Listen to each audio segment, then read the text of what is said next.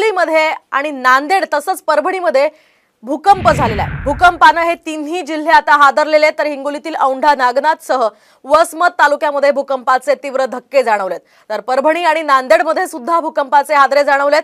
नांदेडमध्ये आलेल्या भूकंपाची तीव्रता ही 4.2 रिश्टर स्केल इतकी होती।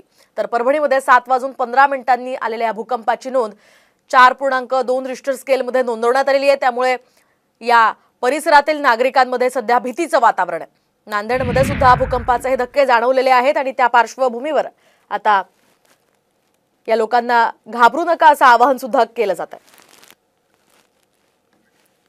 आपण पाहतोय नांदेड, परभणी आणि हिंगोली या ठिकाणी हे भूकंपाचे धक्के जाणवलेले आहेत आणि त्याच पार्श्वभूमीवर आता प्रशासनाने माहिती घेतली असता साधारणतः 4.2 रिश्टर स्केलमध्ये हा भूकंप नोंदवण्यात आलेला आहे। खरं तर हिंगोलीमध्ये भूकंपाची ही पहिलीच घटना नाहीये। गेल्या 2 ते 3 महिन्यांपूर्वी सुद्धा हिंगोलीमध्ये अशीच एक घटना घडली होती, मात्र तो भूकंप जो होता फार काही तीव्र नव्हता। आता सुद्धा त्याच प्रकारचा हा भूकंप आहे, मात्र पुढे आगामी काळामध्ये आणखी तीव्र या प्रकारची घटना घडू नये यासाठी आता हे नागरिक भयभीत झालेले आहेत।